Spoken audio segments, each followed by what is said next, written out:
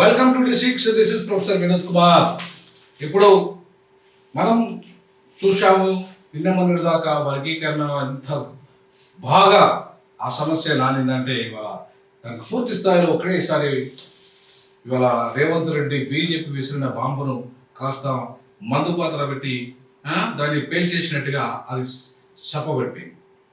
ఇవాళ ఆ అంశం ఏదైతే పెద్ద ఎత్తున లక్షలాది మందిని కదిలించి డప్పు కొట్టి ఇవాళ బీజేపీకి అనుకూలంగా అది మారుతుందనే క్రమాన్ని గ్రహించిన రేవంత్ రెడ్డి దాన్ని ఎట్లా ట్యూన్ చేయాలో చేసేసి ఇమ్మీడియట్లీ ఆ 7వ తారీఖు రాకముందే అసెంబ్లీలో దాన్ని చర్చించాడు. అట్లాగే మండలిలో వర్గీకరణ బిల్లు ఆమోదం చేశాడు. సో కొన్ని చిన్న లోటుపాట్లు అందులో ఉన్నాయి. దాన్ని మళ్ళీ వచ్చే బడ్జెట్ అనే సమావేశంలో వాటిని సరిచేసి ఒక చట్టబద్ధత దాన్ని కల్పించే విధంగా సరైన మార్గం అందరికీ ఉపకులాలకు కూడా అంటే మోస్ట్ బ్యాక్వర్డ్ ఎస్సీ కులాలకు కూడా న్యాయం చేసే విధంగా ఆ చట్టం రూపొందించబడాలని, వీలైతే ఇంకొక 3% పెంచి ఆ 3% పెంచి 10% మాదిగలకు, 5% మాలలకి, 3% ఉపకులాలకు ఇచ్చి ఉపకులాలని ఒకటే గ్రూపులో పెట్టి ఆ రోస్టర్ పాయింట్ కూడా వాళ్ళ నుండే స్టార్ట్ చేసేసి గ్రూప్ 1లో ఉన్న ఉపకులాలకు మొదటి రోస్టర్ పాయింట్, బిలో ఉన్న గ్రూప్ 2లో ఉన్న మాదిగలకి రెండవ రోస్టర్ పాయింట్, గ్రూప్ 3 ఉన్న వాళ్ళకి 3వ రోస్టర్ పాయింట్ దిశగా అడుగులు వేస్తే ఇంకా మరింతగా వాళ్ళ మోడల్ తెలంగాణ మోడల్లో ముఖ్యంగా దళితులకు సామాజిక న్యాయం అడుగులు వేసే విధంగా ఇవాళ చట్టం రూపొందించే విధంగా ఉంటే బాగుంటుంది.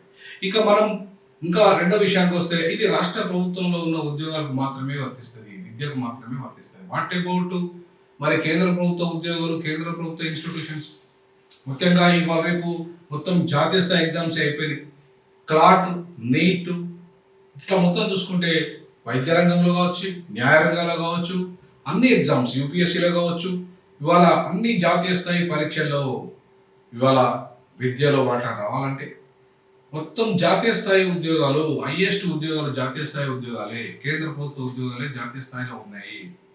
కాబట్టి జాతీయ స్థాయిలో ఉన్న లక్షలాది ఉద్యోగాలలో ఇవాళ ఏబిసిడి అయితే దళితులకు వాటా వస్తుంది, మాల మాదిగలకు వాటా వస్తుంది, చమార్స్కి వాటా వస్తుంది, చమారేతలకు వాటా వస్తుంది, మహార్లకు వాటా వస్తుంది. దేశంలో ఉన్న అన్ని దళిత కులాలకి 1130 కులాలకి న్యాయం జరుగుతుంది. ఆ దిశగా ఇవాళ బీజేపీపై దండోరా మోగించాల్సిన బాధ్యత ఇవాళ మందకృష్ణ మీద ఉంది. రాష్ట్రంలో ఇవాళ అయిపోయింది. ఇక ఆయన మోగించాల్సిన దండోరా ఢిల్లీపై, ఇక ఆయన మోగించాల్సిన దండోరా అమరావతిపై. ఎందుకంటే ఇవాళ గతంలో చంద్రబాబు నాయుడే ఇవాళ వర్గీకరణ అమలు చేసి తాత్కాలికంగానైనా కొంత మేలు చేశాడు మాదిగలకి. సో మరి ఆయనే ఇంకా బిల్లు పెట్టలేదు, ఆయనే ఇంకా అసెంబ్లీ చర్చ చేయలేదు. నెక్స్ట్ అమరావతి కూడా అక్కడ దండోరా మోగించాల్సిన అవసరం ఉంది. ఇక వాటికంటే ముఖ్యమైనది ఏంటంటే ఈ అమరావతిలో టీడీపీ ఏదైతే అధికారంలో ఉందో ఆ టీడీపీ కూడా ఇవాళ బీజేపీ భాగస్వామ్యంలో కీలకంగా ఉంది.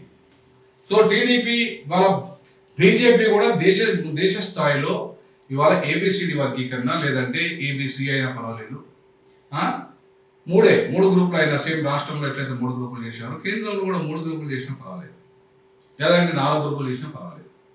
అది ఓన్లీ గ్రూపింగే, ఏబిసిడి అనే డివిజన్ కాదు. సో కాబట్టి ఈ గ్రూపింగ్ విధానం ఏదైతే ఉందో ఆ గ్రూపింగ్ విధానంలో ఇవాళ వీళ్ళ ఫలాలు వాళ్ళ జనాభా దామస్ పద్ధతిలో ఉపకులాలకు సపరేట్గా, అలాగే మాలా మాదిగలకు సపరేట్గా, దేశవ్యాప్తంగా చూసుకుంటే Chamar, Mahar and other allied కమ్యూనిటీస్కి సపరేట్గా ఇవాళ ఇవ్వాల్సిన అవసరం ఉంది. సో ఆ రకంగా బీజేపీ కనుక ఖచ్చితంగా చట్టం పార్లమెంట్లో తేగలిగితే దేశంలో ఉన్న అన్ని కేంద్ర ప్రభుత్వ శాఖల్లో, కేంద్ర ప్రభుత్వ విద్యా సంస్థల్లో, కేంద్ర ప్రభుత్వ విశ్వవిద్యాలయాల్లో, కేంద్ర ప్రభుత్వ ఉద్యోగ సంస్థల్లో అన్నిట్లలో కూడా ఏబిసిడి జరిగి దళితులకు సామాజిక న్యాయాన్ని బీజేపీ అందించింది అవుతుంది. ఎందుకంటే ఇవాళ మీరు చూడండి, ఇవాళ మొత్తం కేంద్ర ప్రభుత్వ ఉద్యోగ శాఖలలో కావచ్చు, కేంద్ర విశ్వవిద్యాలయాలలో కావచ్చు, అలాగే కేంద్ర పరిశోధన శాఖల్లో కావచ్చు, అన్నిట్లలో కూడా అగ్రవర్ణాలే అగ్రహారంగా మారిపోయింది. బ్రాహ్మణుల అగ్రహారంగా మారిపోయింది, అగ్రవర్ణాల అగ్రహారంగా మారిపోయింది. దాంట్లో దళితులకు వాటా దక్కకుండా పోయింది, ట్రైబల్స్ వాటా దక్కకుండా పోయింది. మరి వాటిలో వాటా దక్కాలంటే, వీళ్ళందరికీ అవకాశం రావాలంటే ఖచ్చితంగా ఇవాళ మందకృష్ణ గారు జాతీయ అధ్యక్షుడిగా ఉన్నాడు కాబట్టి వాళ్ళ ఢిల్లీలో బీజేపీపై దండోరా మోగించాల్సిన బాధ్యత ఉంది. కేంద్ర ప్రభుత్వ ఉద్యోగాలు రావాలన్నా, కేంద్ర ప్రభుత్వ విద్యా సంస్థలో దళితులకు వాటా రావాలన్నా, ఆయన ఇవాళ దేశమంతా పర్యటన చేసి దేశమంతా ఆయన బీజేపీ మీద ఒత్తిడి చేసి, ఎందుకంటే ఆయన బీజేపీకి ఓటేయమని చెప్పాడు. ఈ రాష్ట్రంలో కాకుండా రేపు దక్షిణాదిలో కూడా ఓటేయమని చెప్పాడు, కర్ణాటకలో ఓటేయమని చెప్పాడు. సో కాబట్టి ఇలా మిగతా రాష్ట్రాలలో కూడా బీజేపీకి అనుకూలంగా ఆయన నిర్ణయం తీసుకున్నాడు. కాబట్టి ఇలా దండోరా మోగించాల్సింది ఎక్కడ అంటే బీజేపీపై. సో ఢిల్లీలో దండోరా మోగించాలి. మందకృష్ణన్న నిజంగానే దళితులందరికీ నాయకుడు అనుకుంటే, బాబాసాహెబ్ అంబేద్కర్ తర్వాత నేను బాబాసాహెబ్ అంబేద్కర్ వారసుని అని చెప్పుకుంటున్నాడు. కాబట్టి ఆయన బాబాసాహెబ్ అంబేద్కర్ ఎట్లయితే దేశం మొత్తంలో రిజర్వేషన్లు వచ్చే విధంగా కృషి చేశాడో, అదేవిధంగా దేశంలో అన్ని వర్గాలకు ఆ రిజర్వేషన్ ఫలాలు కొంతమంది తిన్నారు. కాబట్టి దేశంలో అన్ని వర్గాలకు వచ్చే విధంగా ఆయన తన వంతు ప్రయత్నం చేయాలి. చేసినప్పుడు మాత్రమే ఆయన అంబేద్కర్కు నిజమైన వారసుడు అవుతాడు. అంతేగాని కేవలం కాంగ్రెస్ మీద దండోరా చేస్తానో, బీజేపీ పొత్తులో భాగంగా ఉన్న తెలుగుదేశం మీద యుద్ధం చేయకుండా, బీజేపీ మీద యుద్ధం చేయకుండా, అక్కడ బీజేపీకి వద్దపడుతూ అది చట్టం చేయకపోయినా నిజంగా 100 రోజుల్లో వర్గీకరణ చట్టం చేస్తా అన్నది బీజేపీ. అంతేకాకుండా ఇవాళ మొత్తానికి 11 సంవత్సరాలు అయినా కూడా చట్టం తెలియదు. ఇవాళ సుప్రీంకోర్టు జడ్జిమెంట్ ప్రకారంగా చూసినా కూడా స్టేట్ అనే పదం బీజేపీ కూడా వర్తిస్తుంది, రాష్ట్రాలతో పాటు కేంద్రాన్ని కూడా వర్తిస్తుంది. కాబట్టి ముందుగా చేయాల్సింది కేంద్రం. ఎందుకంటే కేంద్రమే సుప్రీంకోర్టుకు అఫిడవిట్ దాఖలు చేసింది, మేము వర్గీకరణకు వ్యతిరేకం కాదని. మరి కేంద్రమే ఎందుకు చట్టం చేయదు, ఎందుకు చేయదు? కాబట్టి ఇక మోగించాల్సింది మందకృష్ణన్న ఢిల్లీ మీద దండోరా.